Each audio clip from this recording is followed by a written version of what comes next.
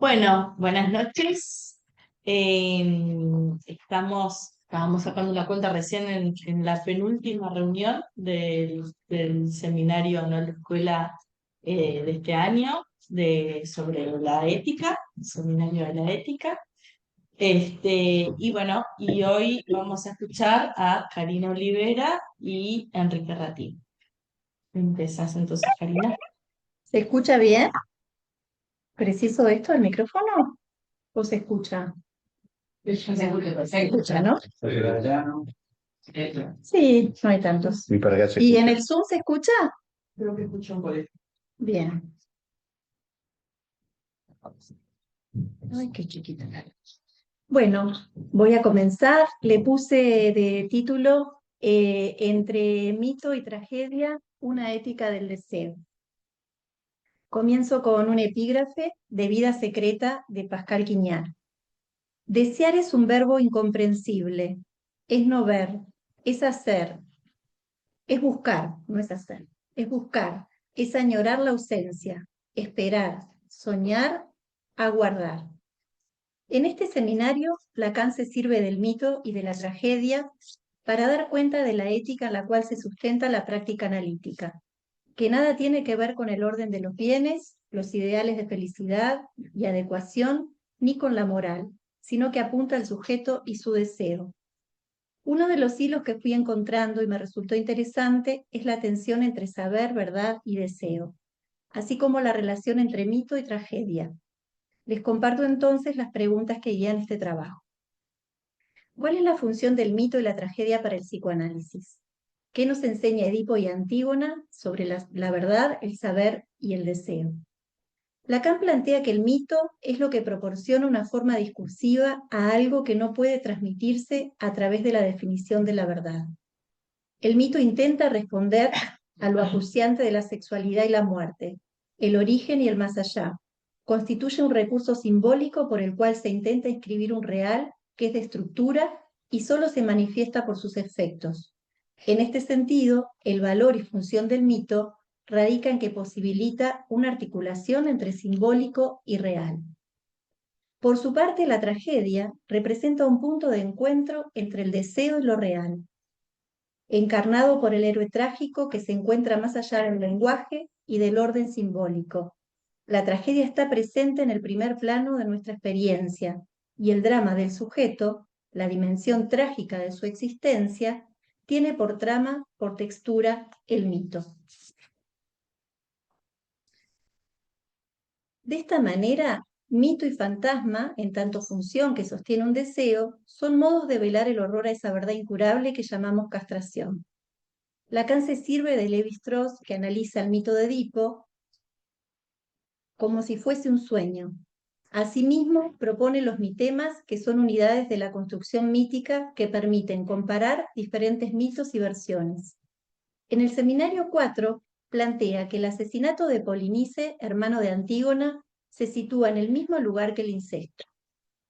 Cito: no se nos ocurriría decir que un incesto y un asesinato son cosas equivalentes, pero la comparación de dos mitos o de dos niveles de un mito puede ponerlo de manifiesto.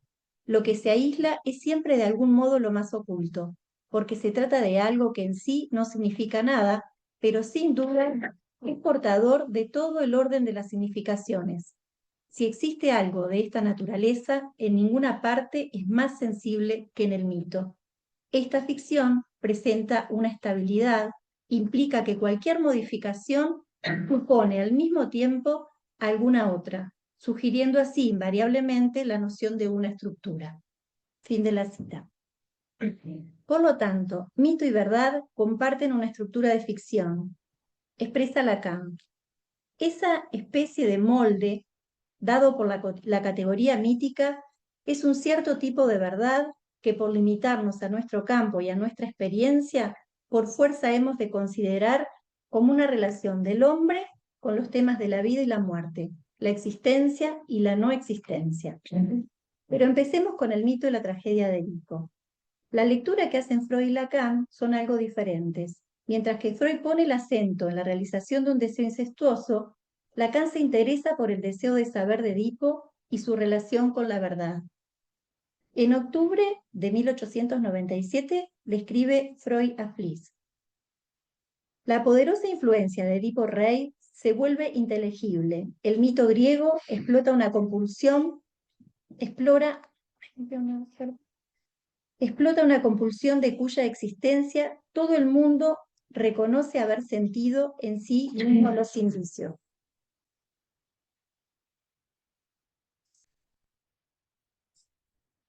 La prohibición del incesto constituye un límite para el ser hablante, más allá del cual no se puede ir. El deseo se forja a partir de la castración. Si esta opera, deseo y prohibición se situarán en la misma línea.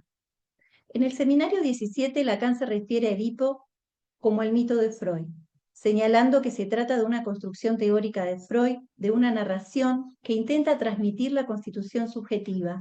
Al denominarlo mito, lo desmarca de una realidad histórica o biográfica y lo eleva a la categoría de una estructura que se funda en el lenguaje y por lo tanto tiene que ver con ese saber no sabido que es el inconsciente.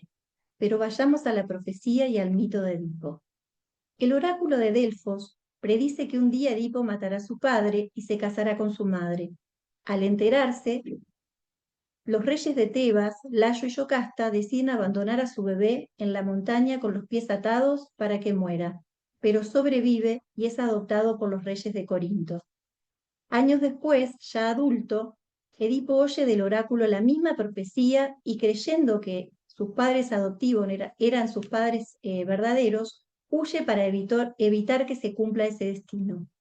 Esta huida lo conduce a un mal encuentro y en un cruce de caminos, luego de una discusión, mata a Layo, su verdadero padre. Sin saberlo, Edipo comete parricidio. En la lectura de Lacan, este acto no se vincula tanto con una versión del goce incestuoso, sino con su deseo de saber que lo lleva a resolver el enigma que propone la esfinge y lo convierte así en rey de Tebas. ¿Qué animal es el que tiene una sola voz, 4 patas al comienzo, luego 2 y que termina con 3? La esfinge encarna el lugar de la verdad, en tanto enigma. Edipo responde de manera correcta. El hombre resuelve el enigma, pero su respuesta es insuficiente. Cree haber accedido a toda la verdad. Sin embargo, su pasión de saber, su posición, tapona la falta y lo empuja a un goce por él ignorado. Edipo revela el modo en que se enuncia la verdad que no es posible decirla toda, que no se logra aprender, pero que está ahí, acechando al sujeto y guarda el secreto de que el ingreso al mundo, de que en el ingreso al mundo algo se pierde, hay un resto, algo queda por fuera, y estará prohibido de entrada, marcando así que no hay deseo sin falta.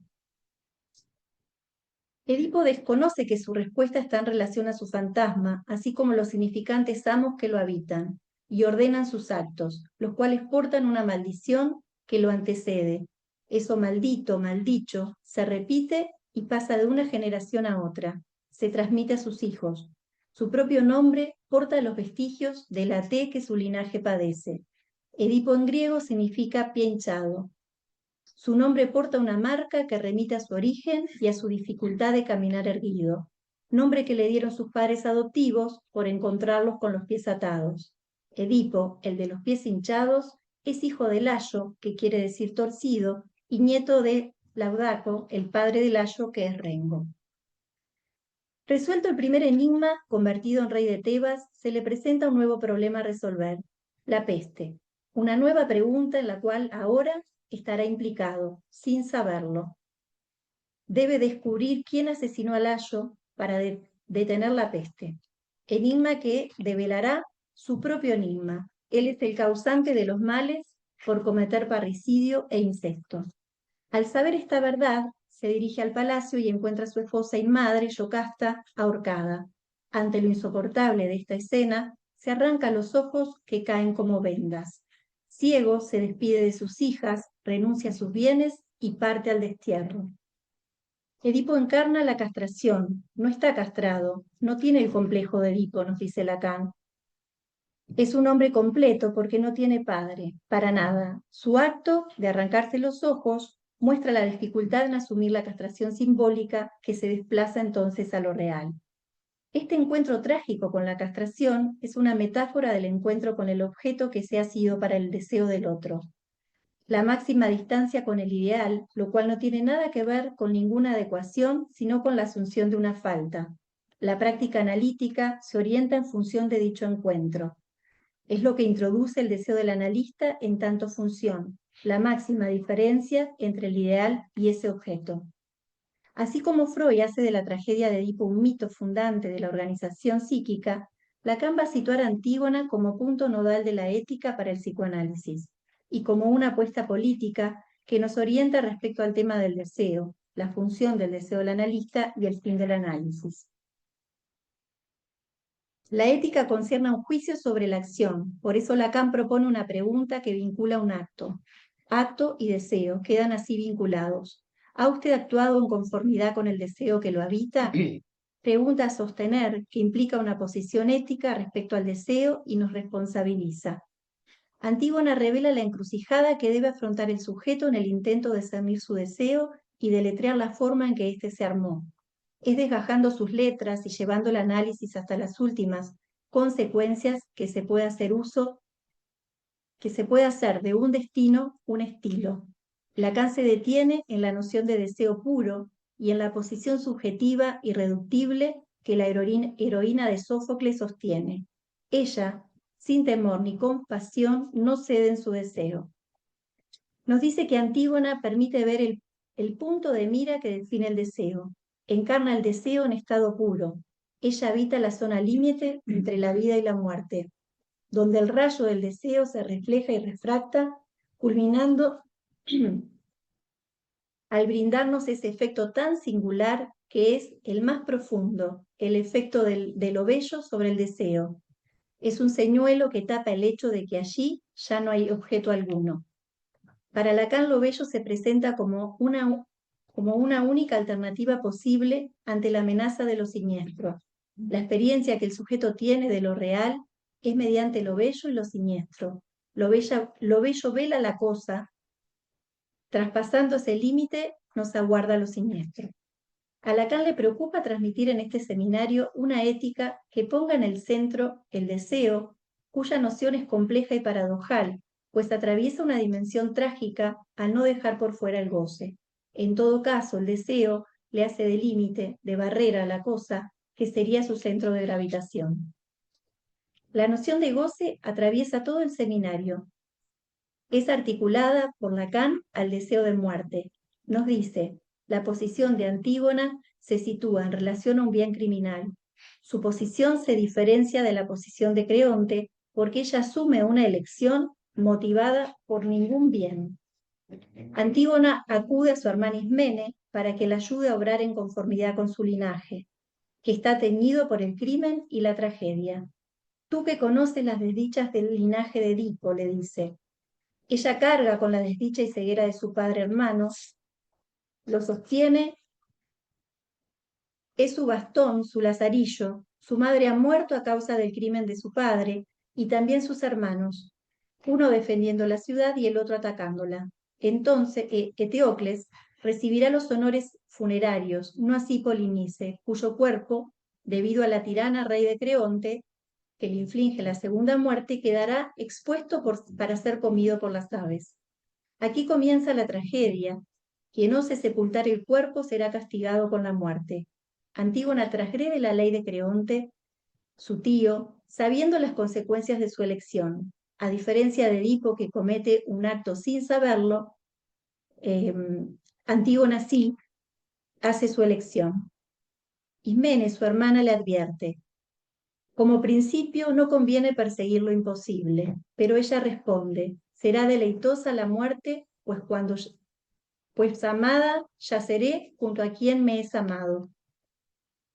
Creonte quiere hacer respetar una ley universal que desconoce la excepción, la ley de un supuesto bien para todos. Ese es su error de juicio y su exceso. Esta posición amenaza el equilibrio. Él es la ley, se impone, hay un exceso que traspasa ese límite, y entonces se desencadena algo que está más allá, que resiste a todo bien, el campo de la T, de lo atroz, de la muerte.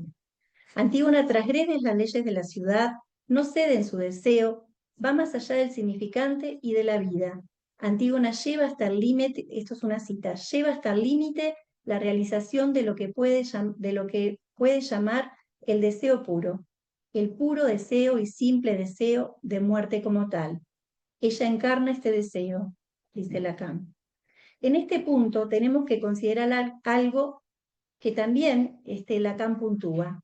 El deseo de la madre, dice, lo cito, es el deseo fundador de toda la estructura, el que da a la luz esos retoños únicos, pero es al mismo tiempo un deseo criminal.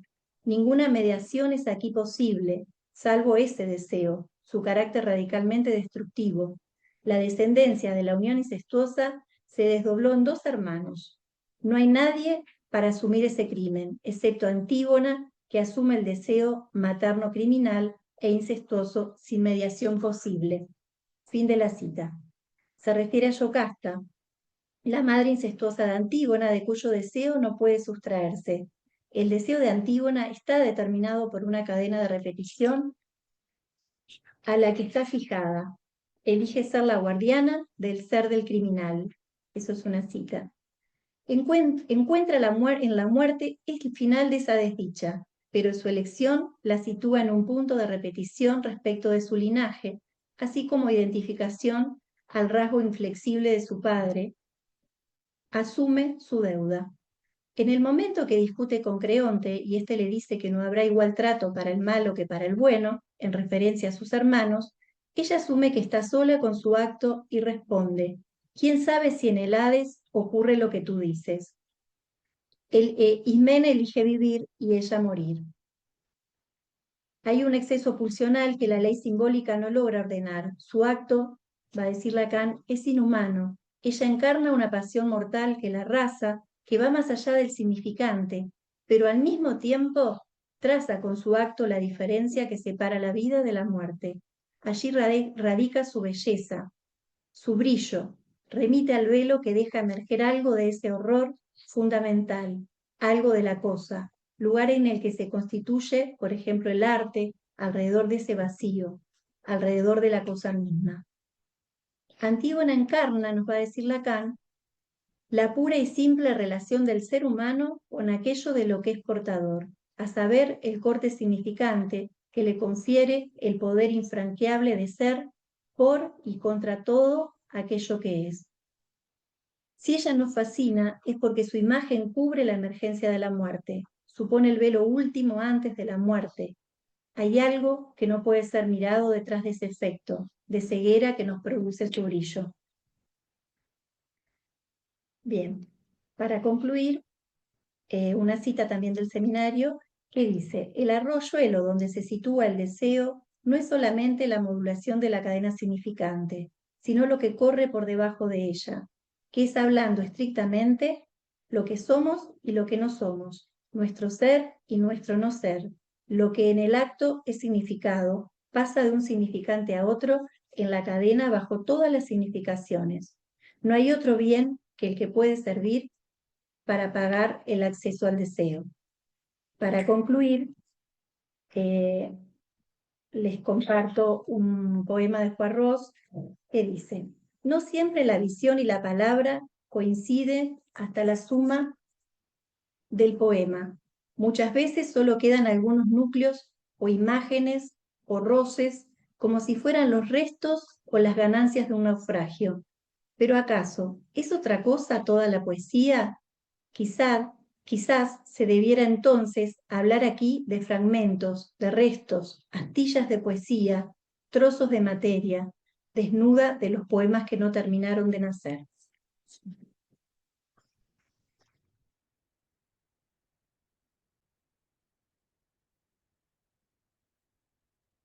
Bueno. Gracias, Karina. Bueno, ahora le damos la palabra a Enrique Ratti. Bueno, buenas noches. Gracias por la presencia de ustedes hoy y los que están también en este lugar muy querido por mí, que son la virtualidad. Basándome en los excelentes trabajos que fueron haciendo los compañeros de escuela incluyendo el de hoy, que trabajaron esta cuestión de de lo bello, de la parte de la ética y de las particularidades clínicas que se pueden desprender de este seminario, me parecía importante hacer un recorrido del seminario, una puntuación que de alguna manera englobara un poquito más epistemológicamente el lugar del seminario y lo que podemos leer como algo un poquito más allá de la dimensión clínica tan singular y particular que ocurre a partir de este seminario. Uno de los ejes más importantes del seminario es que Lacan pone lo técnico bajo la perspectiva de la ética. En ese momento que Lacan dicta el seminario, el psicoanálisis y sobre todo la formación de los analistas estaba fuertemente marcado por un enfoque centrado en la técnica, en cómo resolver los problemas de la práctica clínica. El desplazamiento que introdujo Lacan fue un pasaje decisivo, con consecuencias directas para concebir otra lógica de la formación. Con este seminario no se limita a proponer variantes en la conducción de la cura, sino que atraviesa el propio enfoque técnico. Ese movimiento compromete también su responsabilidad frente a los alumnos en ese momento, sus alumnos, y a los analizantes que se apoyaban en su enseñanza. Y si el deseo siempre enfrenta al sujeto con un límite, podemos leer que en el modo en que Lacan se animó a ir más allá de su propio temor, atravesó ese borde. Lo que puso en juego fue precisamente su deseo de analista. No se trata del deseo personal de quien se llamaba Jacques Lacan y ejercía como analista, sino un deseo que lo trasciende, que excede a la persona y funda una posición.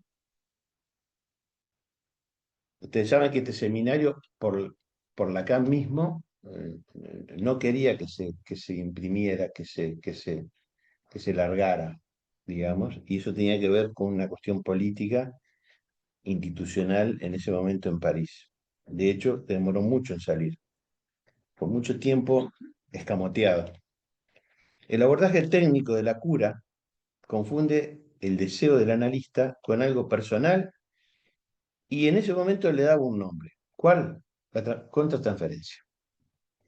Por ello, la función ética de deseo del analista, que emerge como consecuencia de la amplia confrontación de Lacan con esos puntos de vista técnicos, viene a sustituir esa noción de contratransferencia. La emergencia de la función deseo del analista sitúa la perspectiva ética por encima entonces de la cuestión técnica. Ahora, ¿de qué ética se trata?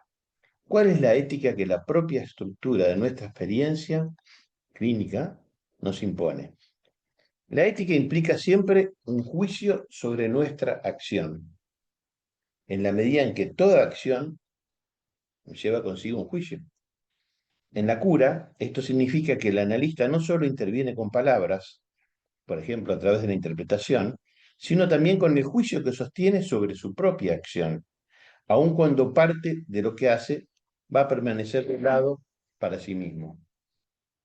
Para que exista una ética del análisis, es necesario que el análisis aporte una medida para nuestras acciones, una medida que la ortopraxia, o sea, la práctica correcta, no ofrece, y que tampoco puede derivarse de los ideales culturales ni de sus ideologías. Lacan se propone extraer las consecuencias éticas del descubrimiento del inconsciente y del lazo con el inconsciente que hace posible el análisis. Haberle dado, bien marcado por Karina hoy, haberle dado al deseo un lugar completamente nuevo es para Lacan la verdadera originalidad de Freud en el campo de la ética y la razón por la que ésta debe ser repensada. Permitir al sujeto reencontrarse en el andamiaje significante de sus formaciones del inconsciente y en particular de sus síntomas no es el todo de un análisis, ya que éste no apunta al síntoma, sino a la economía neurótica que lo condiciona. Ahora bien, en esa economía neurótica, el sujeto se la ve o se las ve con las paradojas e impases de su deseo. El análisis le da una oportunidad, si al menos lo quiere, de esclarecer ese deseo. Y de allí partió Freud, del Wunsch, el deseo en su forma irreductible, indestructible, indomable, que constituye lo más particular de cada uno. No olvidemos que en los textos previos a 1900, Freud usaba Wunsch como anhelo, un impulso orientado a la satisfacción. También lo compartía con otra palabra en alemán que se pronuncia Begierde, que es Begierde, con B larga, pero con la interpretación de los sueños en 1900, Freud realmente dejó la Begierde esta para los anhelos, aspiraciones conscientes, y tomó la palabra Wunsch en alemán y transformó ese término para designar el deseo inconsciente, aquello que se realiza en el sueño, el síntoma o el lapsus. Lacan retoma esa torsión y muestra que el Wunsch no es un anhelo, sino el deseo estructurado por la falta, articulado en la demanda y fundamento del sujeto.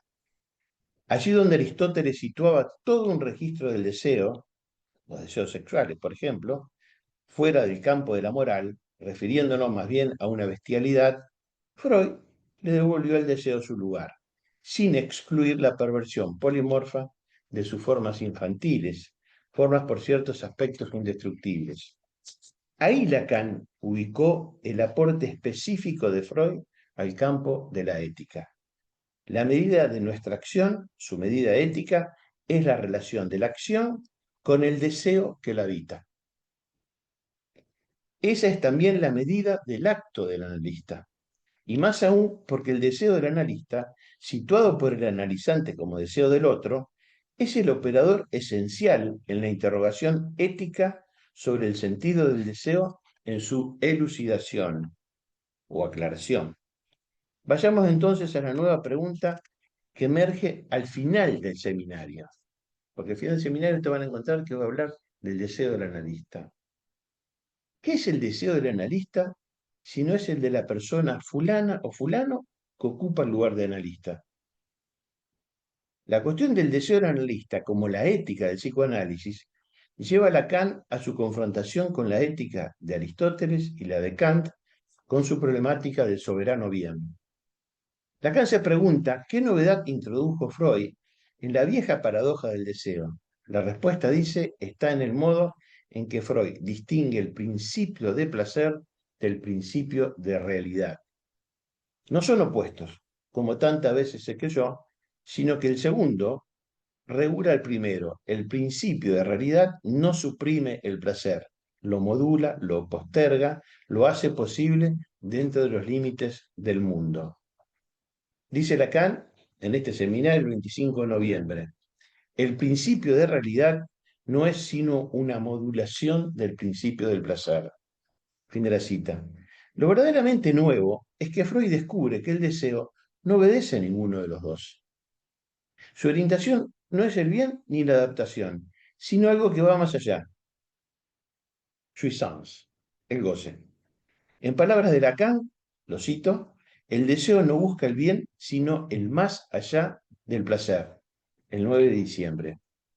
Con esto, el deseo deja de ser un movimiento hacia un bien posible y se vuelve una experiencia del límite, una confrontación con lo imposible. Dice Freud, según Lacan, nos obliga a situar la ética en el punto donde el deseo tropieza con lo imposible. El 16 de diciembre lo dice. Así, entonces, la torsión ética es fundamental. Freud desplaza la pregunta moral, que es el bien, por una pregunta inédita. ¿Qué deseo me habita? Desde entonces la ética ya no se mide por la virtud ni por la norma, sino por la relación del sujeto con su deseo, en el punto en que el placer se interrumpe y aparece el borde del goce. Si la ética freudiana se define por esta relación del sujeto con su deseo, Lacan muestra que ese deseo no se orienta por ningún bien conocido, sino por una pérdida inaugural. En el centro de la experiencia humana hay algo que no puede ser simbolizado, un vacío que el deseo bordea. Es precisamente en ese punto que Lacan introduce, siguiendo Freud, la cosa, das Ding. En el recorrido que lo conduce hasta ella, Lacan retoma el pasaje freudiano sobre el Nebenmensch, el humano próximo, que aparece en el proyecto de psicología científica. Allí Freud muestra que la primera experiencia de realidad se da en el encuentro con el otro semejante, una figura que al mismo tiempo que brinda auxilio, deja percibir algo irreductible, algo que no puede asimilarse ni reconocerse. Lacan subraya que en esta experiencia inaugural el sujeto aísla un elemento del otro que se impone como radicalmente extranjero. Ese resto, esa cosa, das Ding, es el primer exterior del sujeto, el núcleo inaccesible que persiste como punto de atracción y de rechazo. Ahora bien, definamos qué es este famoso das Ding tan repetido y a menudo dado por sabido. ¿De qué se trata realmente? Lacan lo presenta, siguiendo a Freud, como la cosa en su estatuto de exterior íntimo, aquello que se encuentra en el corazón misma de la experiencia humana, y sin embargo permanece fuera de todo acceso posible. Das Ding funda la orientación del ser humano hacia los objetos.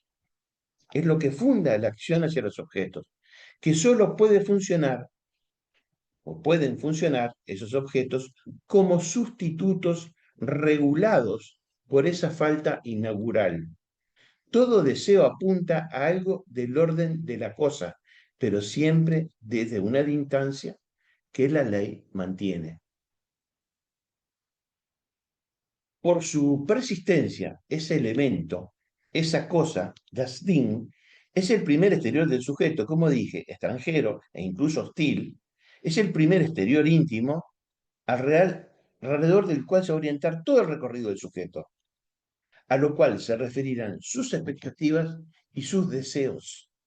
Es el otro absoluto del sujeto que se trata de reencontrar y que no puede ser reencontrado, el otro inolvidable y por siempre inalcanzable. Das Ding es ese objeto en torno al cual gira toda la gravitación de las representaciones inconscientes y de los significantes de la demanda, incluida bajo su forma más o menos velada de demanda de amor.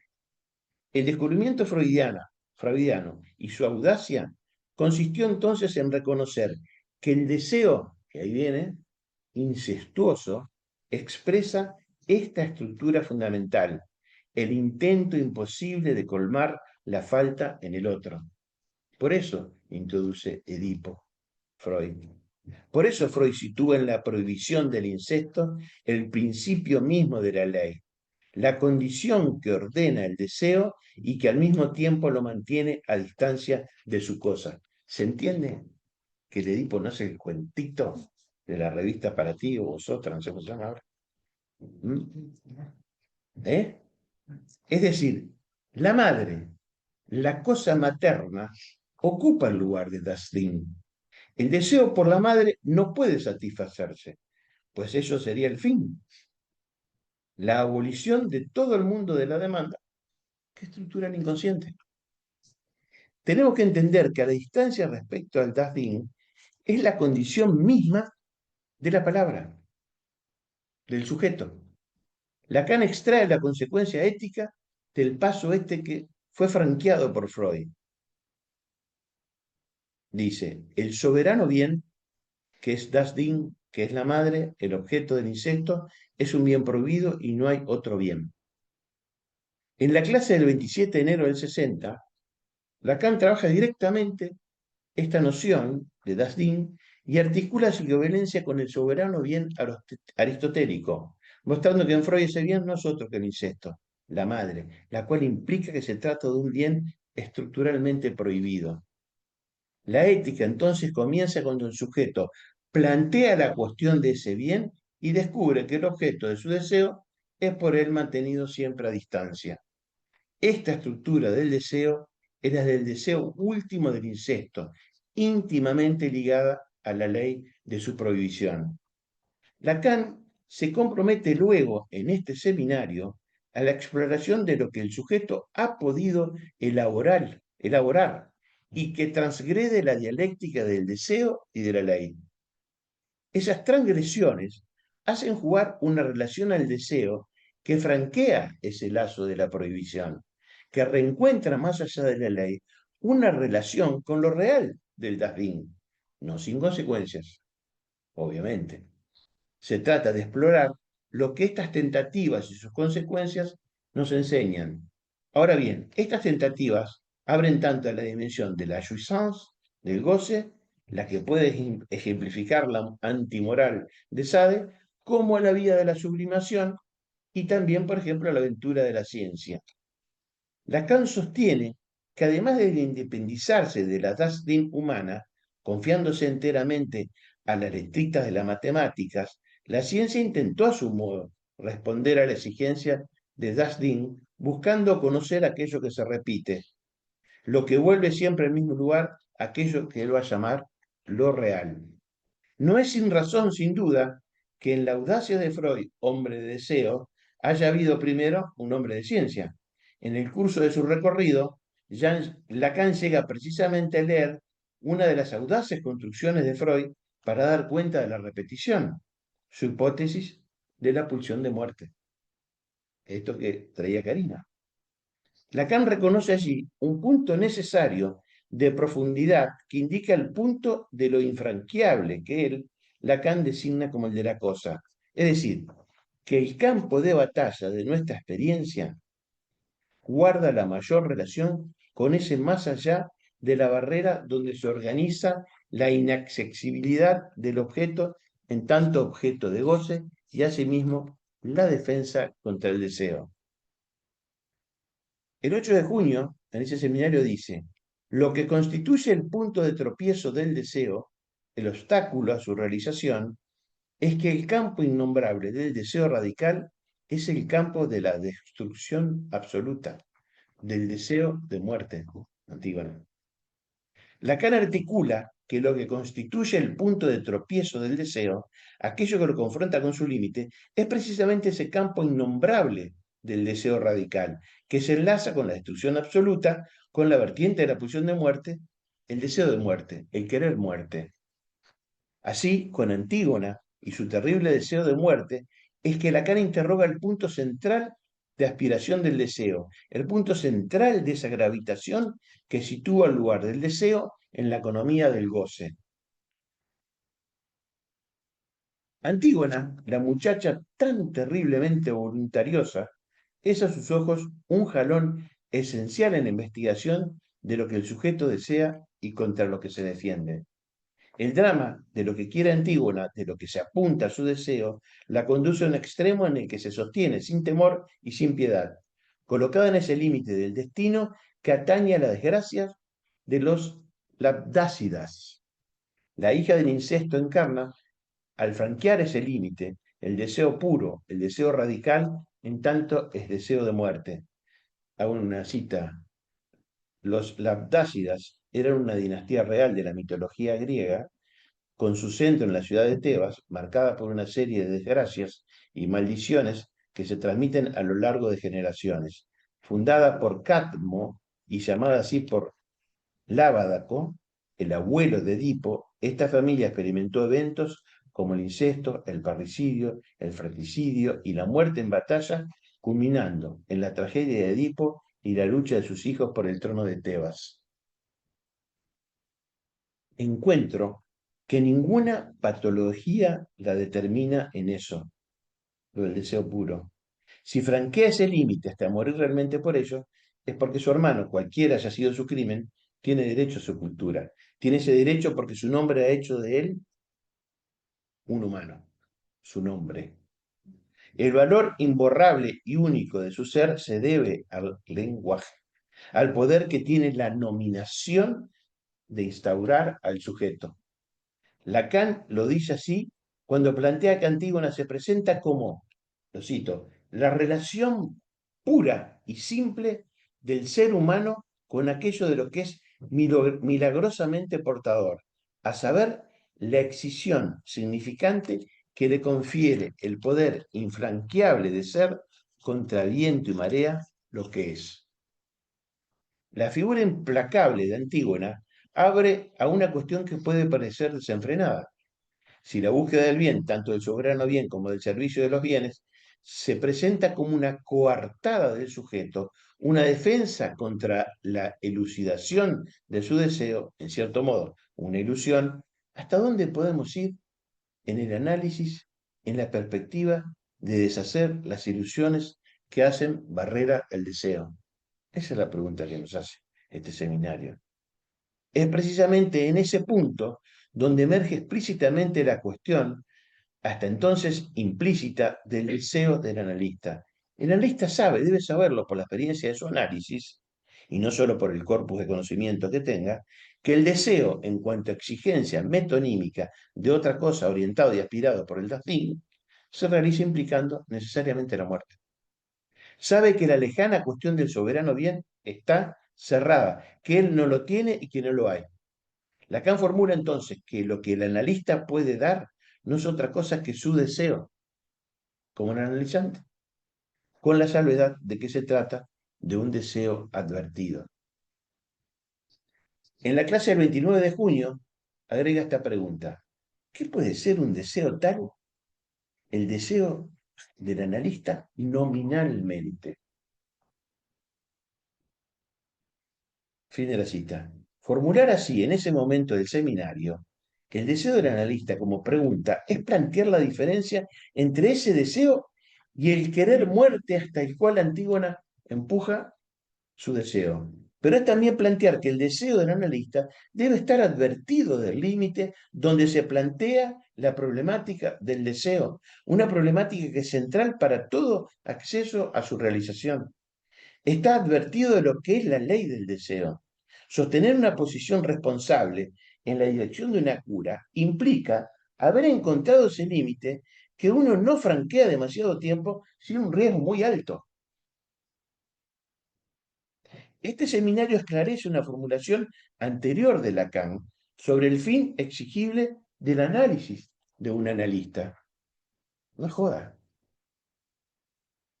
Lacan pudo escribir que ese fin debe permitirle la subjetivación de su muerte, el reconocimiento de la muerte como único amo, lo cito, para que la vida que debe guiar a través de tantos destinos le sea amiga. Allí Lacan comenta los versos de Sófocles y destaca cómo Antígona encarna una relación con el deseo que no retrocede ante nada, aún frente a la muerte. En ese contexto introduce esta frase como parte de su lectura poética y ética. Lacan nos deja oír entonces que la vida no podría sernos amiga, sino el precio de habernos adentrado en esa zona donde la muerte invade la vida, en esa relación fundamental con el deseo, que es una relación con la muerte, con la desolación en la que no puede esperarse ayuda de nadie, en esa zona de desamparo absoluto donde el hombre toca lo que es y lo que no es. De eso se trata el análisis, hasta sus últimas consecuencias. La figura que Lacan convoca entonces es la figura de Edipo en Colono, arrancándose, juego con esa palabra, del mundo de los bienes y del poder, haciéndose ciego, como lo fueron Homero y Tiresias, para entrar en la zona donde busca saber la última palabra sobre el deseo. Edipo es convocado allí como figura del deseo de saber. El sujeto de la tragedia, Edipo Rey, no sabe. No sabe que mata a su padre y se acuesta con su madre. Está engañado por su acceso a la felicidad y por el servicio de los bienes. Es una figura de ese no sabía, que es la relación más fundamental del sujeto con la articulación significante. Lean, acá hay que leer la metáfora que utiliza Lacan, puesto que el sujeto es consecuencia y no agente de esa articulación. El 22 de junio dice: ese temible desconocido que llamamos el inconsciente, yo agrego, hijo de puta, aquello que llamamos estructura lo aborda invocando la tiranía de la memoria de lo que el hombre olvida. Fin de la cita. El campo central del deseo suspende al sujeto de ese no sabía, de un no saber sobre la estructura de ese temible desconocido que llamamos el inconsciente. Aquello que llamamos estructura, Lacan lo aborda invocando la tiranía de la memoria de lo que el hombre olvida. La lucidación, la aclaración del deseo es entonces el esclarecimiento de aquello que sostiene para cada uno el sujeto inconsciente, la articulación propia de lo que nos hace enraizarnos en un destino particular, el cual exige con insistencia que la deuda sea pagada. Lo dice Lacan. Es igualmente la memoria, el registro y la escritura de la deuda en la ley, donde cada acto de goce, cada traspasamiento de la prohibición instauradora, queda inscrito como una deuda pagada. Es en esa clase que se llama la deuda simbólica, donde articula la noción de deuda no como obligación moral común, sino como aquello que enraiza al sujeto en su destino singular, enlazado al orden significante. Es en esta zona de esclarecimiento del deseo, pagando con el cegamiento, que se inflige que Edipo avanza en Colono. Es su deseo de saber que es el deseo que avanza, de una manera distinta que Antígona en el fracamiento de su límite. Eso es el movimiento de la cura. Allí donde podríamos decir que Antígona encarna el deseo puro, sin querer saber nada que es ese deseo, ni de qué es ese destino que encarna y eterniza con su muerte, Edipo en Colono franquea el límite de un no querer saber nada de su deseo. Todo ese planteo magistral de Lacan lo lleva a plantear que es tanto deseo de saber que el deseo del analista sostiene al analizante en el esclarecimiento de su propio deseo. El deseo del analista, la función. Esta clarificación abre la posibilidad de que el sujeto acceda a su propia ley, la ley del destino que se ha tejido en las generaciones precedentes de su novela familiar. Digamos que ese destino no necesariamente adopta un carácter trágico, ¿no? Como Edipo, aunque siempre queda cierta relación con la desdicha, ¿eh? Ustedes conocen su novela familiar. Encuentro que el deseo de saber del analista no opera solamente en el campo de las curas que conduce, también opera en el campo de la elaboración y la investigación, mediante las cuales sostiene con otros, hoy, la prosecución de nuestra práctica. Hoy es una muestra. Pero quebremos también una lanza por Freud, que no deja de subrayar igualmente la dimensión ética de ese deseo de saber. En cierto momento del franqueamiento teórico, señala que lo que está entonces en juego es un coraje. El coraje de sostener tal o cual noción que la experiencia o la especulación le imponían a Freud. Huevos. La dimensión ética del deseo de saber también condujo a Lacan, en este seminario, a interrogar la distancia que puede haber entre el deseo de saber del analista y la pasión de saber que está en el discurso de la ciencia. La confrontación se impone por al menos por dos razones. Primero, porque Freud inscribió al psicoanálisis en una exigencia de cientificidad. Es indudable. Él lo intentó siempre. No lo logró mucho.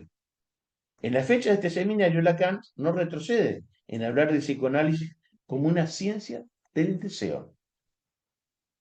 Incluso evoca una ciencia del bien y del mal, ciencia que por supuesto nada tiene que ver con las ciencias humanas. La otra razón que Lacan aborda en el transcurso del seminario es que el discurso de la ciencia y sus consecuencias en la cultura complican el problema del deseo. Lo que actualmente conocemos como ciencia ocupa el lugar del deseo, es la ciencia en el sentido corriente del término, que intentará realizar toda clase de conquistas hasta llegar al algorítmico de hoy. Largo tiempo reprimido, educado, moralizado, adormecido, el deseo se ha refugiado en la pasión sutil y ciega del saber. Lacan dice el 15 de junio lo siguiente, lo cito, es esta la que conduce un tren que aún no ha dicho su última palabra. Lacan, al decir esta frase, discute la función del deseo como aquello que conduce el tren de la vida del sujeto, más allá de los ideales o de las normas morales. Lo presenta justamente como un problema mayor para la organización universal, porque el deseo introduce un punto de no armonización. Es una falla irreductible frente a cualquier programa de bien supremo. Es un lío llevar adelante este deseo que plantea el psicoanálisis. Un problema mayor de la organización universal es saber qué hacer con esta ciencia que percibe algo cuya naturaleza se le escapa. Porque si la ciencia ocupa el lugar del deseo, no sabe ni siquiera, ni quiere saber qué quiere ese deseo, qué es la ley de deseo. No le interesa.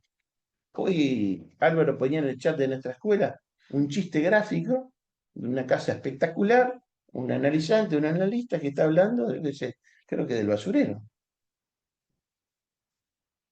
Un pasaje importante del seminario es la clase del 18 de mayo, y dice lo siguiente: el discurso que emana de las matemáticas es un discurso que por su estructura, por definición, no olvida nada, a diferencia del discurso memorial del inconsciente. Es una frase maravillosa. Así entonces sitúa la distancia decisiva entre el discurso del inconsciente y el de la ciencia. Tienen en común el develar la potencia del significante como tal, pero el discurso del inconsciente está constituido por una memoración en la que el olvido es decisivo, puesto que la elisión de un significante originariamente reprimido constituye el lugar mismo del sujeto. El discurso de la ciencia, en cambio, sostiene su omnipotencia en que nada es olvidado. Esa es su condición. En el discurso del inconsciente, el deseo conserva su carácter enigmático por el hecho de que el significante puede llegar a faltar o a fallar. En el discurso de la ciencia, el deseo está implicado de otra manera, en un movimiento de develamiento radical, sin resto, cuyo desencadenamiento puede lindar con la posición de muerte. Me queda una página. Esta frontera entre la que estamos, donde no sabemos lo que resultará, confiere todo su sentido y su peso a la noción freudiana de pulsión de muerte, como término último posible de un deseo que no quiere saber nada de su propia ley. Esta perspectiva en la que Lacan no se distancia del pesimismo freudiano, otorga toda su dimensión al viraje que le introduce, el enfoque técnico de nuestra práctica, a su consideración propiamente ética. Le encaja la ética a la técnica. En ese mismo año del seminario encontré algo, en otro texto de ese mismo año, en el 60, en la dirección de la cura y los principios de su poder, en un coloquio que organizaba Enrico Castelli, un filósofo, historiador de la filosofía y teólogo laico italiano, muy vinculado al pensamiento católico y al diálogo entre filosofía y religión, que hacía unos coloquios en Roma, y Lacan fue invitado a ese coloquio, mientras estaba editando este seminario. Era un coloquio filosófico internacional dedicado a la técnica, en enero de ese año. Allí, tras la lectura de su texto, el de Lacan, se abrió un debate con filósofos y teólogos. Lacan tituló del trip de Freud y del deseo del psicoanalista. Ustedes saben que también en la obra de Freud, en algún momento habló de Begierde, en alemán, para el anhelo, y del Wunsch, que al principio era un anhelo también y pasó a ser deseo inconsciente, y también en algún momento habló de Trieb, de pulsión, equivalente a deseo, aunque después se fue diferenciando. Lacan hace esa exposición en el mismo tiempo, en el 60, en ese coloquio en Roma, que lo encontré en italiano, fui a él, y uno de los interlocutores le pregunta a Lacan, le dice, ¿en qué medida el deseo del analista hace entrar la técnica analítica en el mundo de las técnicas? Le pregunta eso. Le pregunta si lo que usted dice entra dentro de una técnica. ¿Cuál fue la respuesta de Lacan? Muy cortita, ¿eh? La pregunta apuntaba a si el psicoanálisis puede ser reducido o equiparado a un saber hacer técnico, comparable al de otras disciplinas que estaban trabajando ahí. Lacan contestó con 4 palabras. Mire, amigo, eso lo digo yo, mire, amigo, son 2 cosas heterogéneas. Esa fue la respuesta. Con eso subrayó que el deseo del analista no es una técnica en el sentido instrumental, ni un conjunto de procedimientos comparables a las técnicas en el sentido filosófico-tecnológico. Para él, el deseo de analista es un operador ético y subjetivo, irreductible a cualquier técnica objetivable.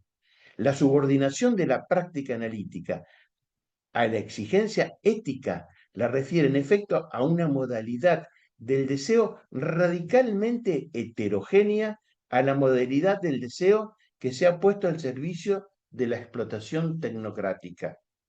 Sostener el deseo del analista como pregunta, muy especialmente en la formación de los analistas, compromete la responsabilidad del psicoanálisis, no solo en las curas, una por una, sino en el campo de la cultura, tanto como hoy la determinan la ciencia y sus aplicaciones. Ahora bien, ¿qué nos dice todo esto en la clínica? Que no se trata de orientar el sujeto hacia un bien universal ni de imponerle una norma moral. Se trata de acompañarlo a encontrar la forma singular de no ceder en su deseo, incluso si ese camino lo enfrenta con su propio límite. A veces ese límite se bordea a través del síntoma, otras veces con un síntoma, pero siempre en el borde entre el bien que protege, lo bello que deslumbra y lo real que se desgarra.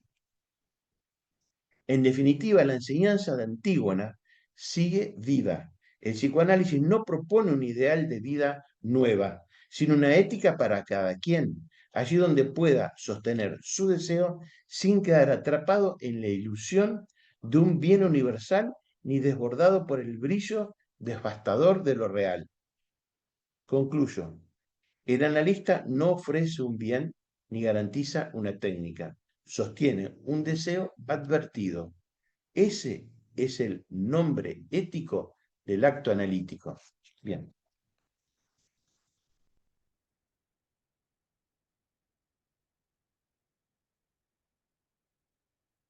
Bueno, muchas gracias, Enrique, Camila. Y bueno, abrimos a preguntas y debate. De agua.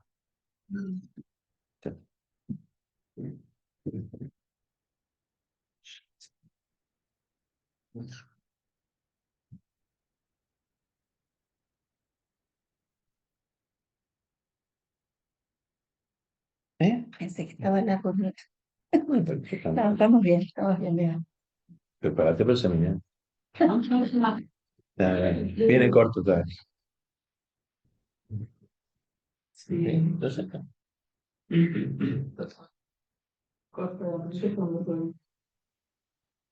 yo quiero hacer un comentario con respecto a lo que dije al principio, ahora que lo vomité, se lo digo. Encontré como, me encontré, después, insisto, en haber escuchado todas las intervenciones de mis compañeros de escuela sobre el seminario anual de escuela sobre la ética, incluido el tuyo hoy, digamos como que quise encontrarle la sustentación, perdóneme que lo diga, pero filosófica, por así decir, ¿eh? O epistemológica que estaba dentro del seminario de la ética. Digo, se puede fundamentar una filosofía a partir de esto que dice Lacan. ¿Mm? Eh, llamémosle así una especie de filosofía del deseo, por así decir, inédita en ese sentido, ¿no? Más allá de que está la puntuación específica de lo que tiene que ver con pasar de lo técnico a lo ético y la función de ser analista, que nos interesó tomar, que era lo último, Pero yo creo que aquí me interesaba como trabajar este seminario mostrando la fundamentación conceptual, insisto, no sé si capaz que corresponde otro nombre, no filosófico, que está en el trabajo que hizo Lacan y que hizo Freud, y la lectura que hizo Lacan de Freud. El psicoanálisis no es el cuentito que nos venden. No es el cuentito del Edipo, el nene que se enamora de la mamá, y el papá es un malo, y castración, todo lo que vos quieras. Aquí, la propuesta freudiana, con el Das Ding, con la pulsión de muerte, eh, con los síntomas, y la cuestión del deseo de Freud, trabajada y leída por Lacan, de alguna manera, hace del psicoanálisis algo serio. Yo estoy harto de leer en las redes los comentarios de gente o ignorantes o mala leche algunos que dicen, sí, bla, bla, bla, bla, de Freud, bla, bla, bla, bla, de Lacan. No, loco, léelo, estudialo. Es como que yo diga el bla, bla, bla de Hegel, el bla, bla, bla de Foucault. No, no, no, no. Eh, Hay en la obra de Lacan, en cuanto a la lectura que hace de Freud, y de Freud mismo, un fundamento de estudio e investigación muy importante. ¿Saben quién entendió esto? Lamentablemente lo tengo que reconocer. Las universidades norteamericanas trabajan mucho en estas cosas. ¿Y dónde lo trabajan? No necesariamente en las facultades de psicología o de psicoterapia. ¿Saben en dónde? En letras, en humanidades y en filosofía. ¿Mm? Y lo trabajan desde hace años, y lo trabajan rigurosamente, ¿verdad? Cuando entran a tomar cosas clínicas la pifean porque toman a Miller, ¿no? Pero cuando toman a Lacan, no el Lacan milleriano, que están, por ejemplo, en este seminario, es el psicoanálisis tiene esta base. Quería comentar algo también, me quedaba pensando también en escuchar tu trabajo, Enrique, en estas 4 palabras que dice Lacan, que me resultó muy interesante, eso que encontraste. Son heterogéneos. Porque también pensaba que ahí se lo pregunta Lacan en un momento, bueno, justamente si hay una ética del psicoanálisis, y en realidad la ética tiene que ver con la función deseo del analista, Claro, ¿no? Que me pero, parece como que claro, está esa bien, sutileza pero lo que ahí. digo es que es más allá que la ética de un Mm. psicoanálisis. Está hablando de una dimensión del deseo del humano. Sí, aparte Ese es el punto, digamos. El punto ético es ese, sí, sí, ¿no? lo Que centra, por va, eso puse una que- ética que- del deseo, ¿no? Porque seguro, que es va el más allá punto ahí. de lo que hacemos con eso en un análisis, ¿no? Y aparte es bellísimo, me pareció bellísimo el seminario, justamente, o sea, el contrapunto que va haciendo, ¿no? Entre la posición de Edipo, de Antígona, de Creonte, o sea, ¿no? Las diferentes lecturas también que va haciendo. Sí, Sí, estamos hablando porque ustedes no hablan. Bueno, yo quería explicar algunas cosas. Bueno, gracias a todos. La verdad, disfruté, como disfruto mucho el seminario de Lacan, de todos, pero en particular este. eh, y en realidad algunos comentarios. Eh, a ver, voy a empezar en orden. Karina, me gustó mucho tu trabajo, pero siempre me quedo, digamos, trascendiendo tu trabajo, siempre, y lo abro como pregunta, que me parece interesante, y es realmente a quién mató él. Porque de eso depende el concepto de padre que tengamos. Ya sé que mató a Layo. sí, pero no Ya, sabía que era. bueno, no, pero no es que lo salven no saber, sino es el padre. ¿Es la biología? ¿O es el padre que lo acogió, lo rezongó, lo retó, lo borró? Yo qué sé? Entonces, siempre me pregunto en ese cruce de caminos, cuando él mata a Layo, ¿a qué padre está matando? Y la respuesta es fácil, al padre biológico. No era su papá. No. Bien. Pero esto también podría ser interesante para pensarlo psicoanalíticamente. Respecto de tu trabajo, Enrique, también me gustó mucho. Habría muchas cosas para decir. En algún momento dije, bueno, si lo termina acá, yo digo, Epur se mueve. Igual se mueve, por más que critiquen y qué sé yo, porque me trae a colación algo que ya todos lo manejamos, pero es importante a veces volverlo a decir. Como decía el bestseller, una vez no basta. Convengamos que cuando empiezan a preguntar la ciencia, es como para decir, pero ¿qué entendés por ciencia? Estamos tan metidos, y no solamente por Gertrude Hahn, cuando denuncia el sistema, el discurso capitalista o el capitalismo decreciente, todo este estallido, sino realmente qué entendemos por ciencia. Si por ciencia entendemos esa ciencia, pero hay otras ciencias. Entonces, en ese punto podría ser.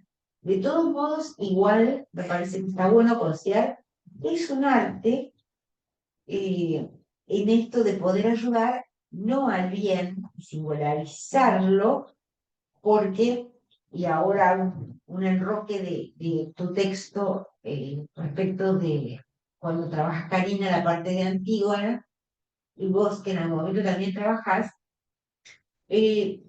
Antígona defiende, quiero decir, pensemos un poquito en la época. Antígona, en la época de las tragedias de Sófocles, resulta que los ritos funerarios eran absolutamente importantes. Creonte era un dictador, pero no era Videla, tampoco Pinochet. Quiero decir, no me acuerdo del uruguayo, ¿cómo se El llama? Goyo Arne. El Goyo, bueno. En realidad era un dictador de aquella época, quería hacer respetar la ley de la ciudad. Y Antígona intenta, mal leído a mi juicio por muchos comentadores, como hacer respetar la ley divina y qué sé yo. No, a ver, Antígona lo que propone respecto de darle hacerle los ritos funerarios, que Creonte se lo niega, porque efectivamente si no, el alma del muerto vagaba por allí, porque no llegaba nunca al Hades como último destino, y entonces es sumamente importante el rito, ese rito funerario, al cual Antígona se empeña en sostener. Entonces, eh, cuando su papá, porque ahí Antígona le viene de Edipo, porque Antígona sí tuvo Edipo no, Edipo no tuvo Edipo. pero no nos olvidemos que Edipo se arranca los ojos y ahí es evidente, Ahí puedo ver. ahí puede ver. Entonces, eh, respecto de esta cuestión de que Antígona sí es un ser para la muerte, acá lo dice, de algún modo evoca Heidegger, ¿no? Por el ser para la muerte, todo eso, el ser en sí, el ser para sí, toda esta cuestión más fenomenológica, de alguna manera me parece que es como para tenerlo en cuenta. Y respecto de la ciencia de ahora, me gustó esa otra parte, ahora en el texto de Enrique, de colocar en el centro la cuestión ética, la eticidad del psicoanálisis, que en muchísimas disciplinas, profesiones y oficios se olvida que uno está trabajando con humanos.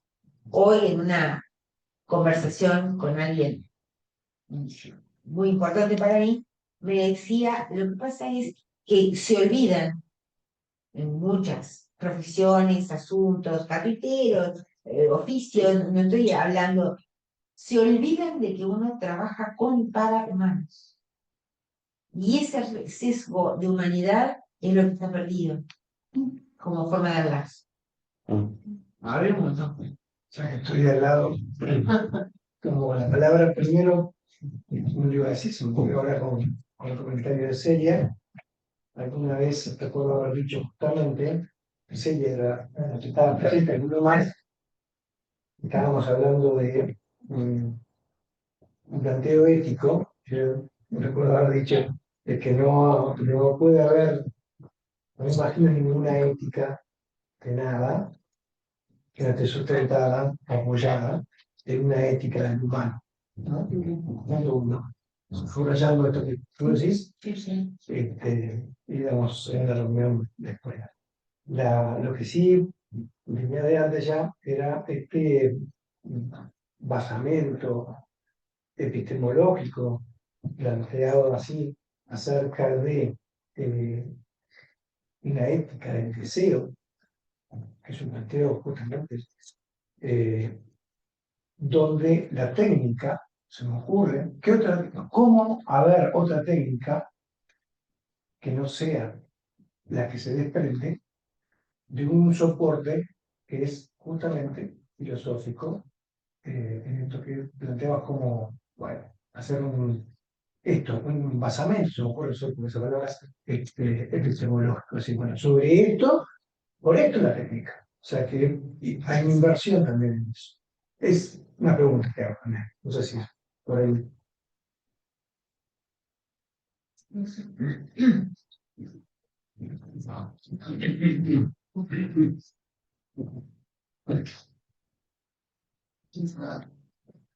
No, pensaba justamente me quedaba, bueno, gracias, llevan el trabajo. En estas dos figuras que traen, ¿no? El Edipo tirano, Antígona, pues, en realidad, y Edipo en cólera. Pensando sobre todo en la tensión entre Antígona y, y su sacrificio, y Edipo en Colón, como podríamos decir,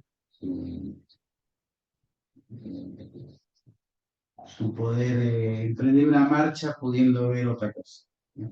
Por decirlo de una manera. Y renunciando a los bienes. Sí, renunciando al todo saber. También al saber y a los bienes, porque juega ahí un poco el texto con eso, ¿no? Claro, sí, eso que traía al principio que Lacan insiste, ¿no? Que hace del Edipo no un mito, pero sobre todo no una, eh, ¿cómo decir? Una prueba que se pasa bien, mal o más o menos, como abunda la interpretación cliniana acá en nuestro medio, ¿no? Como que resolvió o no resolvió el Edipo, cuando en realidad me parece que se trata de una pregunta que está abierta siempre para el sujeto en esa opción ética de querer responder desde el todo saber o reconocer la ceguera necesaria para poder avanzar. Porque me parece que en la Antígona hay, sí, algo que no sé si está todo del todo desarrollado en el medio 7, que es este problema entre el deseo como alojándose en el goce, de cierta manera, un goce súper específico, que revela, en última instancia, lo inhumano de la pulsión de muerte, o sea, de lo simbólico. Sí. Después lo va a decir de otra manera, en el 15, 8 años después. O sea, lo simbólico en su no atado, por ejemplo, borromeadamente, o sea, no hecho, siendo parte del sujeto, es esta invocación necia a los dioses. Porque si uno le aplica la misma ley teológica en este caso, bueno, si no, está bien, ella le rinde culto al hermano muerto, correcto. Pero después ella nadie le puede rendir culto, o sea, ella queda condenada a no ir. En una lógica de la inmolación incluso de esa otra redención de la muerte.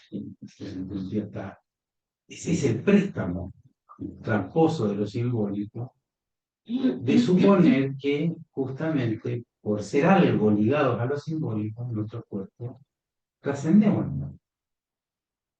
Y ahí está el centro no solo de la religión, sino de la ley. Sin esa articulación en vida en nuestro cuerpo, no creemos en nada. No podríamos creer en nada. Ni en Dios ni en la matemática. Nada. Ese es el principio de lo válido. ¿No? No puede sostener a nada. que se verifica en algunos sujetos donde justamente parece que están casi prendidos a nada, ¿no? Ahí está el punto que nos convoca en este nuevo giro, donde sí, sí, claro. No sé si estamos al fin del cuento, pero lo que vos anunciás en relación a lo que trae Lacan sobre la matemática, la ciencia y la pretensión de complicar el deseo, y bueno, estamos, en ese tiempo estamos ahora.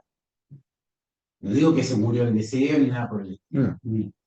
Es más, creo que somos más convocados al trabajo justamente por este imperio del todo gozar de la ciencia, donde no se necesita así. Eso déjeselo. Digamos, deje que la empresa piense por usted, el mercado piense por usted, él mismo, la misma doctrina del fascismo, ¿no?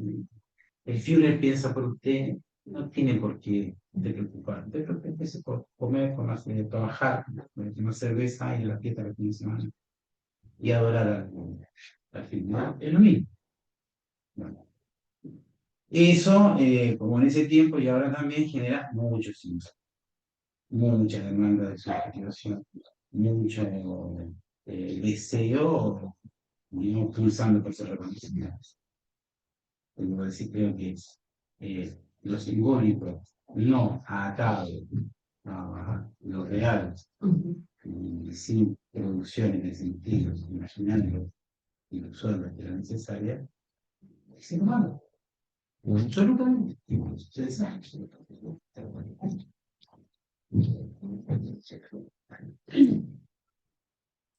Quedaba pensando, Celia, en esto que planteabas y me hiciste acordar a una obra de Sergio Blanco que se llama Tebas Land, que se las recomiendo, que toma Tebas Land, que bueno, que va alguien a actuar, con él, o sea, hace como un casting y va a actuar un personaje que bueno, que mató a su padre, ¿no?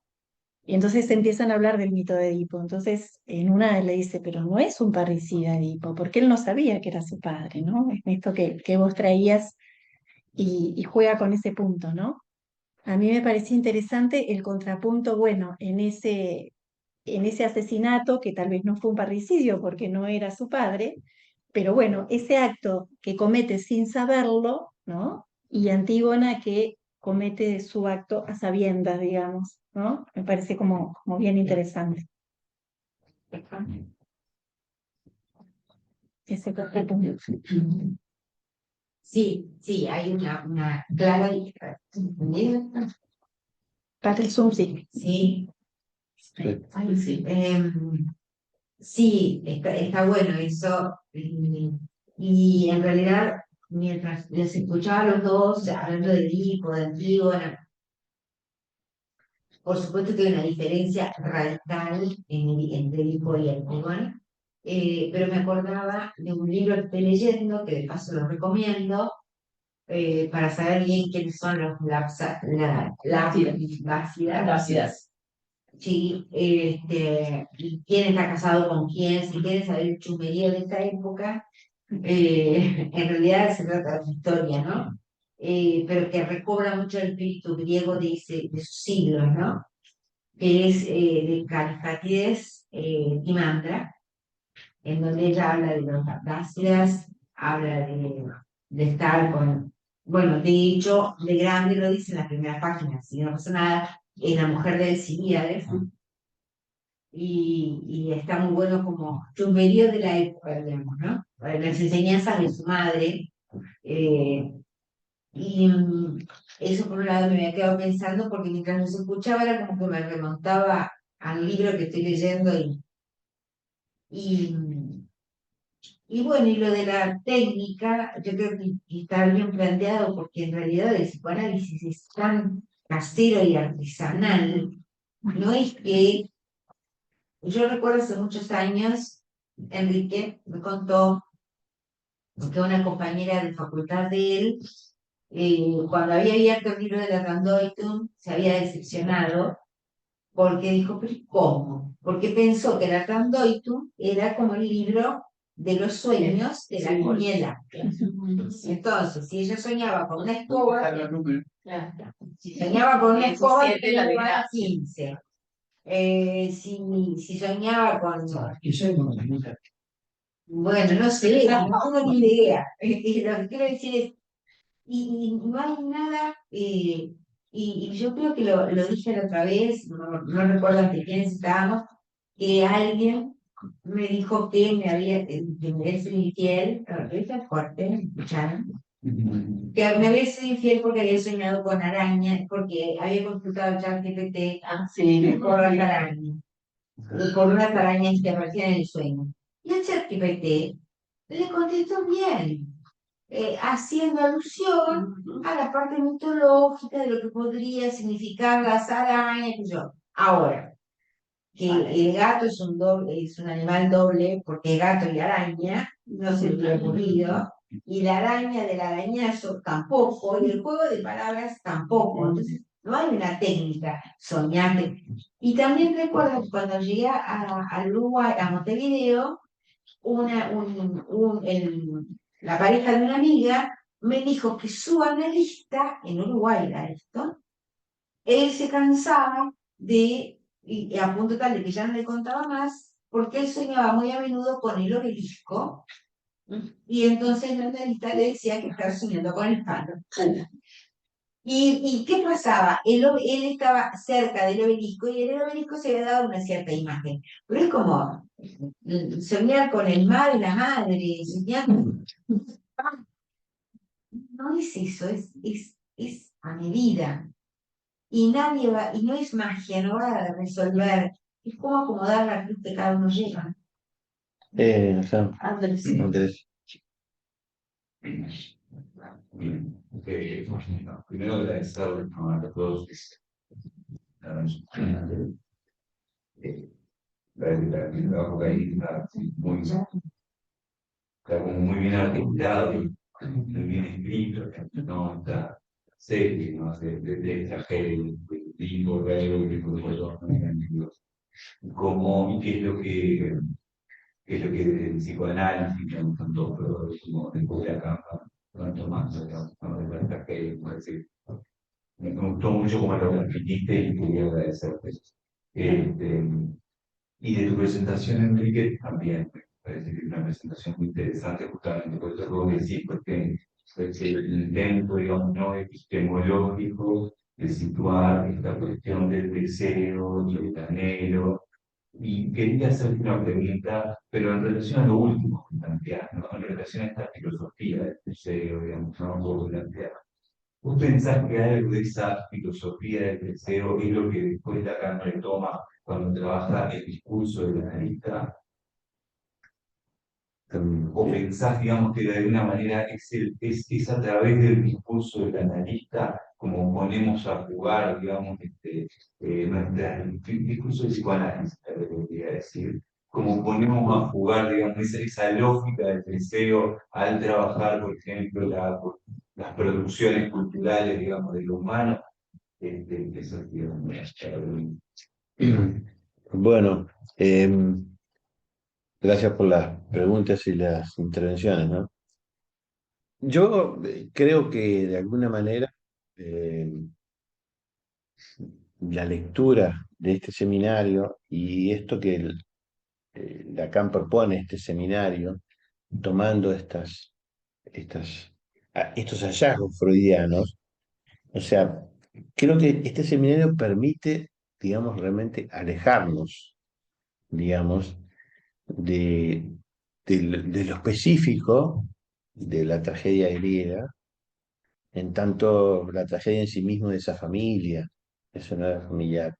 Creo que es tomado por Freud y después reinterpretado por Lacan, de una manera que, de alguna manera, eh, intentó Freud, y Lacan lo continuó y lo seguimos continuando los analistas, de pensar lo humano. Ese es el punto. Eso es lo que nos diferencia de cómo piensa al humano lo cognitivo-conductual, que no me gusta.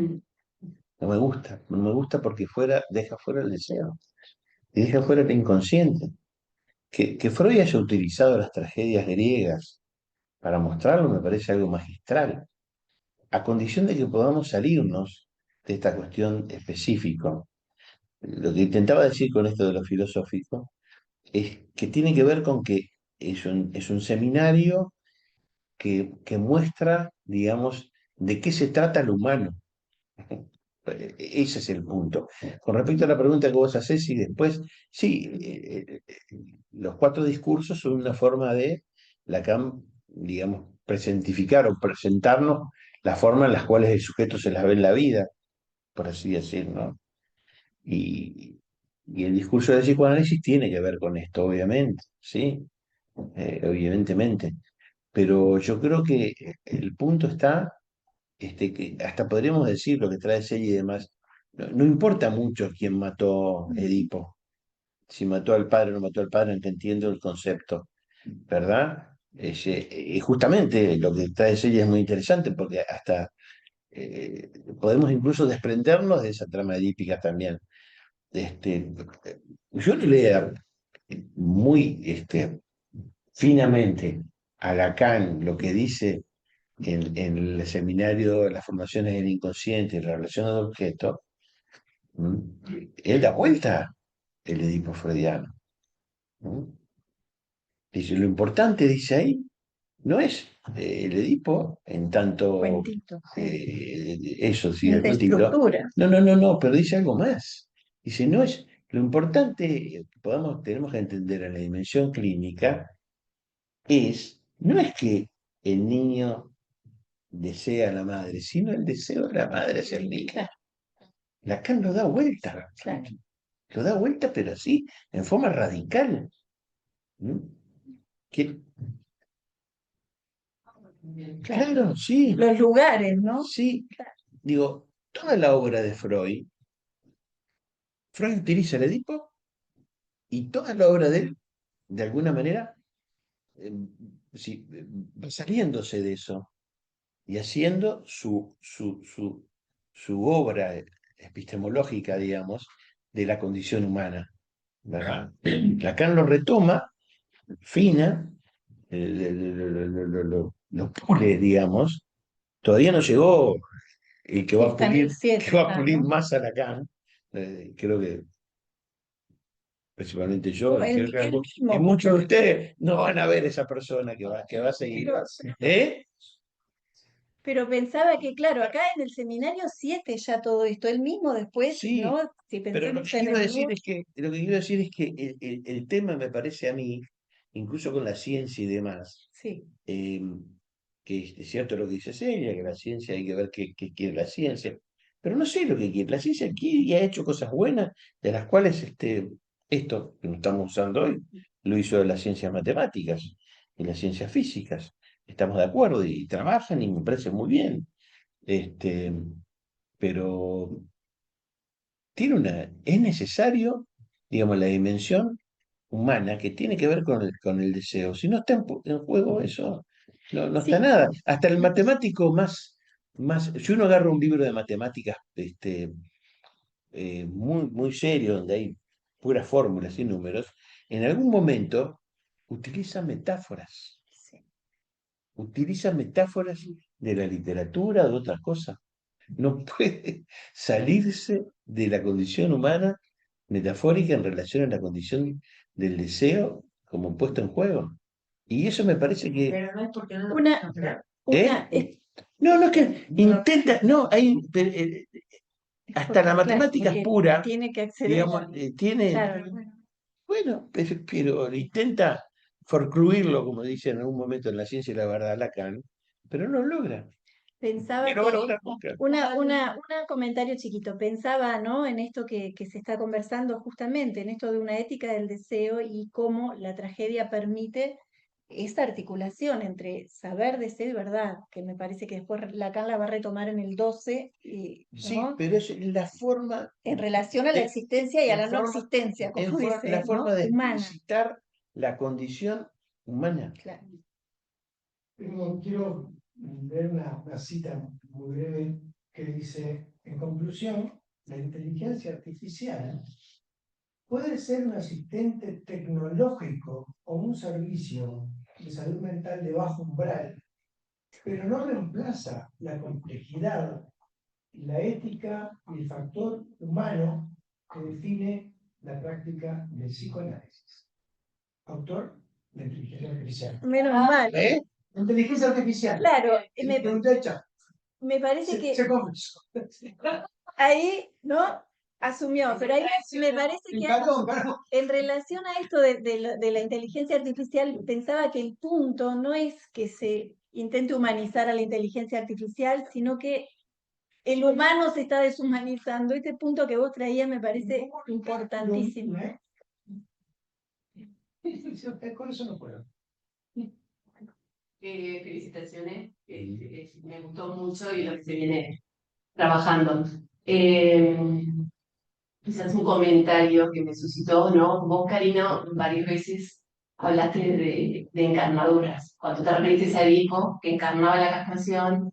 Esa después, figura, ¿no? De sí, los ojos que sí, caen como vendas. En el caso de Antígona, el deseo puro, y Creonte, la ley sin límite. Y con el trabajo de Enrique, ¿no? Me suscitaba que justamente un análisis, y bueno, ya después específicamente el fin de análisis, ¿no? Viene por este lugar, ¿no? De la articulación, ya no el exceso que marcabas en estas encarnaduras, sino ese hacer entre castración, sí, deseo y ley, con, ¿no? Bueno, eso que me había suscitado compartirlo, y me gustó mucho, Enrique, algunos de los puntos que marcaste como con mucha precisión, como la función, sí, del deseo de analista, ¿no? Que viene a suplir la contratransferencia. Sí. Eso es fuerte, Sí. marca ahí un punto de ruptura. Sí, y está, por eso yo decía de que eso no está por fuera de la condición de Jacques Lacan. Bueno, el coraje es el otro punto que no está por fuera. No, porque justamente a él se jugaba mucho para él. Él es expulsado de la IPA cuando él tiene cuando está ejerciendo la conducción técnica de la formación de los analistas. Siempre se me viene a la cabeza esto de llevo la peste.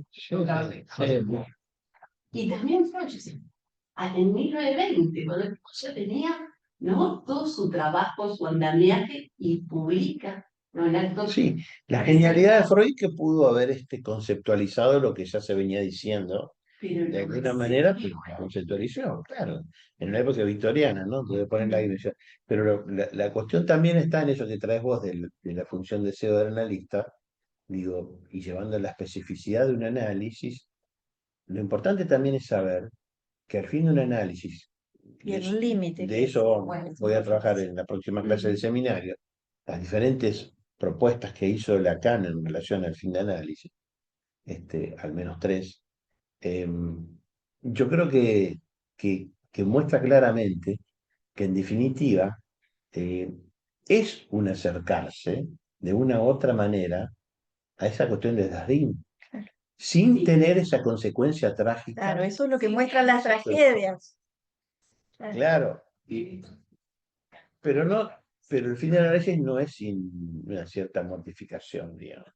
Una cierta mortificación tiene que ver con conocer Claro, pero no se analizaron Edipo y Antígona, ¿no? Entonces me parece que, pero a la vez creo que marcan esos puntos. Me parece que por eso decía que enseña la tragedia del psicoanálisis, ¿no? Y en esa articulación, justamente se llega hasta cierto límite ahí, hasta un franqueamiento que obviamente no tiene por qué ser trágico. Creo que surgía, en uno de los primeros seminarios hablábamos de eso, del juicio final y de esto de lo trágico, ¿no? Tiene que también eso hacer causa para algo. Claro, pero también Freud y Lacan, que lo pule, como decía hace un ratito, trabajan no sobre el acontecimiento de las dácidas de la familia, sino con los relatos. Claro, que es la narrativa.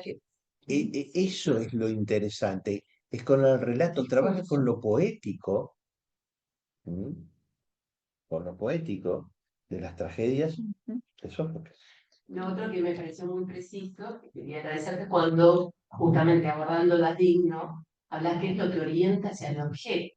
Sí, Porque ahí creo que hay muchas veces, a mí me ha pasado, y no, como uno se pesca, como cierta dificultad en lo conceptual, ¿no? sí, sí. Entre la Yo creo gente que, bueno, eso para pensarlo también en relación a los suicidios, ¿no? sí, Yo creo que el que suicidia, yo creo que se abraza del latín y se va junto con él. sí, Porque ahí, digamos, es lo logrado realmente.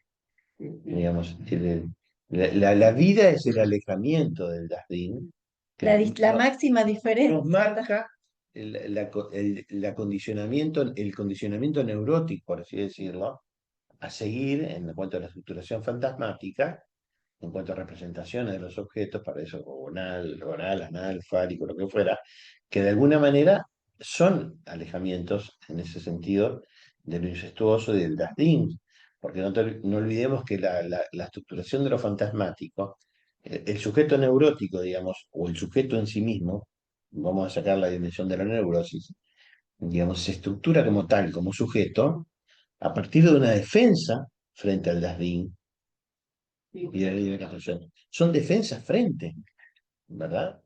Por eso también hay que pensar en los llamados estados límites o en algún momento en las patologías de borde, como se les llama también, estado límite, patología de borde, de alguna manera tienen que ver con eso, tienen que ver con el fracaso de la defensa, en cuanto al fracaso de la construcción fantasmática, que los lleva a que anden girando en el borde de lo real permanentemente, ¿verdad? Por eso el cuerpo nos enlaza y aparecen los cortes y otras cosas más, con las puestas en riesgo, las situaciones Ujú. límites. Pero lo interesante es que lo que se toma de Edipo, de las tragedias griegas y demás, es a partir del relato de lo que está escrito, y eso es lo que tiene que ver con la dimensión poética de la dimensión humana. ¿Mm? Por eso es más que técnico, es poético. Sí, por eso me gustó Poético, terminar con el poema poético en el sentido de los que habla de los que es restos. poética, sí, es poética. La práctica nuestra es poética, en el sentido de poesía y de ética. bueno, muchas gracias. Bueno. Sí.